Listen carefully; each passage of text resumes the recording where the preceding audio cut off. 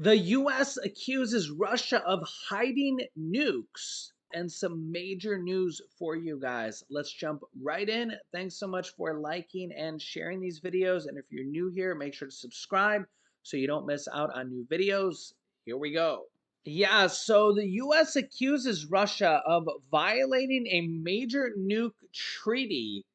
And, well, this doesn't look good with all the recent news that we've had. If you've seen my recent video here, which is actually now being picked up by the mainstream news, US generals' prediction of war with China on or before 2025 risks turning worst fears into reality. And now Russia, which is basically one of China's allies, is refusing to have nuclear inspections with the US, even though we have a treaty with them to do so. Here's the information. And then don't forget that the top congressman in the House of Representatives that is on the Foreign Affairs Committee, basically, I showed you the interview on our channel here as well, said that he agrees with the general, that he thinks the same thing here. So it's not really just this one guy. So just gonna let me know your thoughts here on this if you've been watching my channel here. But look at this now. Yeah, so the US on Tuesday accused Russia of violating a major nuclear arms control agreement by not allowing on site inspections and refusing to meet to discuss such concerns. Quote, Russia is not complying with its obligation under the new START treaty to facilitate inspection activities on its territory, which both Russia and the US, they both have inspections for each other on their nukes. Because remember, Russia has 6,000 nukes and the US has 6,000 nukes. So they kind of do this to each other to kind of make sure there's no nuclear World War III. This is what the US says here. Russia's refusal to facilitate inspection activities prevents the United States from exercising important rights under the treaty and threatens the viability of US Russian nuclear arms control. The spokesperson added that Russia has also failed to comply with the treaty's, quote, obligation to convene a session of the Bilateral Consultative Commission in accordance with the treaty mandated timeline. Yeah, the announcement of the violations, first reported by the Wall Street Journal, is likely to ramp up tensions between Washington and Moscow after they were already strained due to the war. Russian President Vladimir Putin has on numerous occasions threatened nuclear action since starting the conflict nearly a year ago, alarming the United States. This START treaty, established under the Obama administration in 2011, dictates the number of nuclear warheads both the United States and Russia can deploy at any time, and they have inspections. Okay, and Russia and the U.S. passed a 5-year extension of the treaty in 2021 and goes until 2026. And basically, now Russia is refusing to have these inspections done. So, kind of makes you wonder why that is. Have they moved a bunch of them? Are they doing something with them? Are they not there anymore? And how long are they going to refuse these inspections? So, kind of makes you wonder here. And if you've been watching my channel here, I really kind of have scoured a lot of the stuff that you probably won't see in the mainstream media. The four-star general that came out with that, and then the congressman who was like literally like the top congressman on the Foreign Affairs Committee who kind of backed up his story. Those eventually did make it to the mainstream media. Okay, you've probably seen it on my channel first, but a lot of this other stuff does not make it to the mainstream media.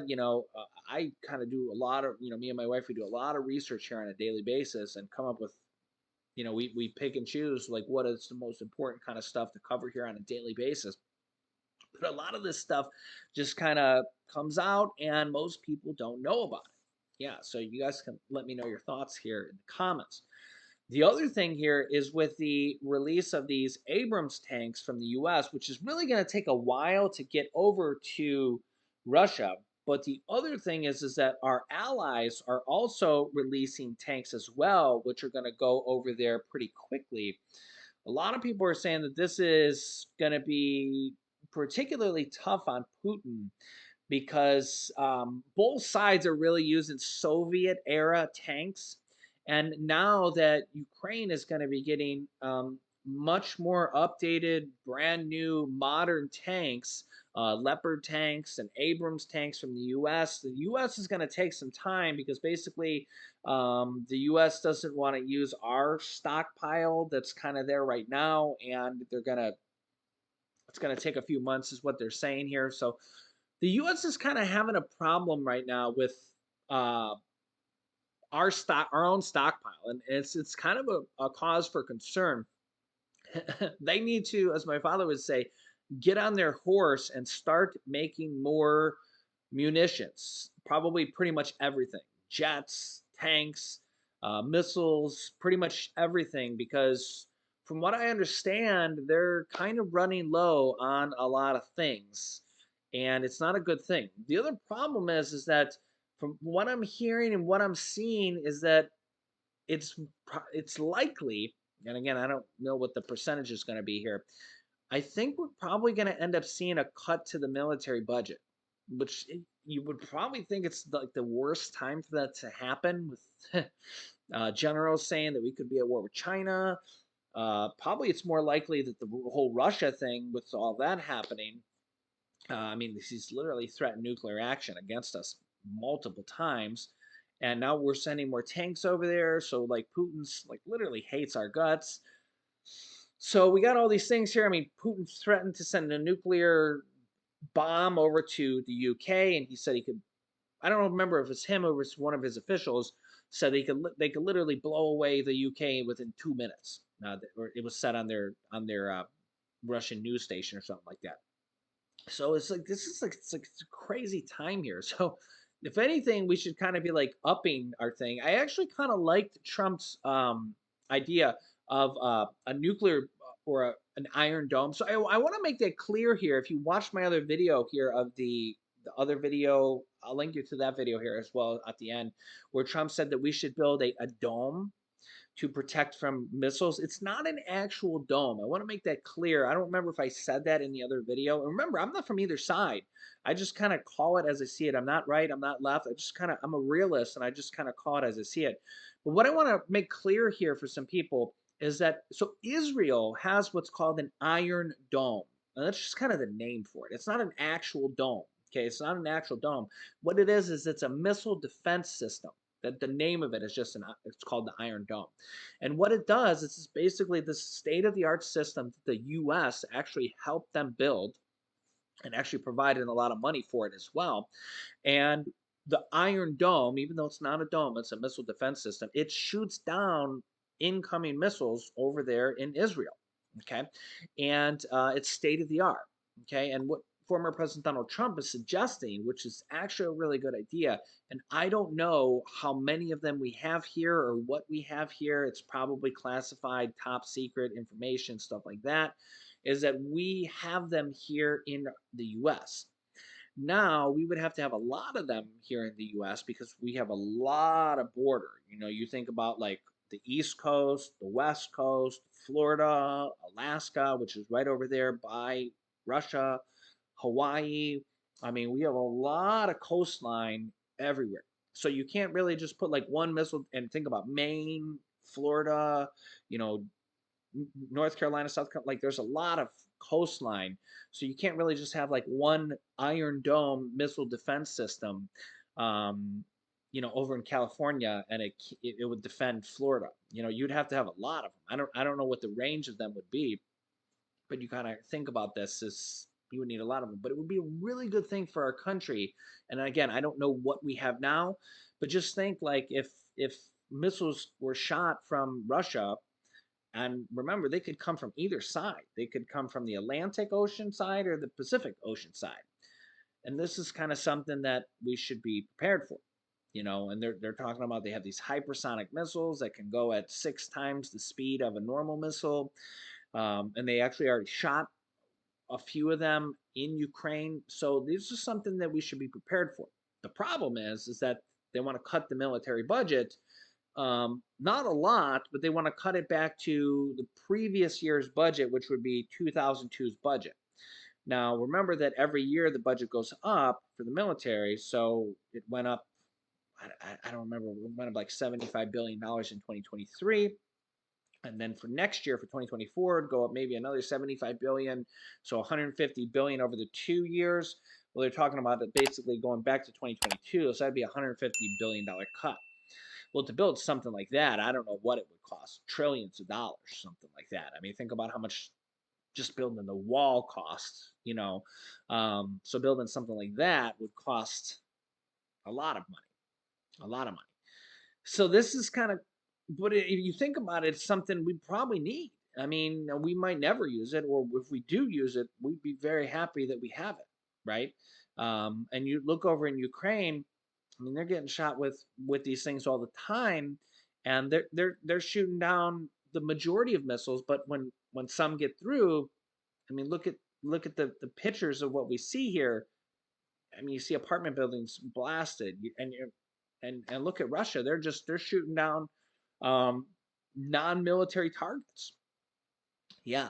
So now I think the problem with Ukraine is that they don't have a lot of military installations.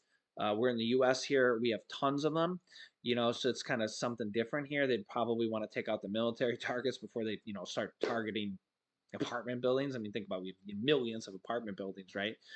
That wouldn't be logical for something like that here. But and you think about like what happened in World War II, Pearl Harbor, which is really kind of, in my opinion, stupid. It was kind of like waking the giant in World War II. They hit Pearl Harbor and then nothing else happened, and it really just kind of brought us into the war. And then you know the rest was history. And then it was really kind of the end for Hitler. I, I almost said Putin there, and Japan. And a lot of people say that using the nukes there actually shortened a land, and instead of doing a land invasion, they actually saved a lot of lives because there could have been a million lives lost there. And instead, they just did the nukes, and it really it saved a lot of lives on both accounts. But on the other hand, it was a tragic event. So we don't want to see anything like that ever happen again.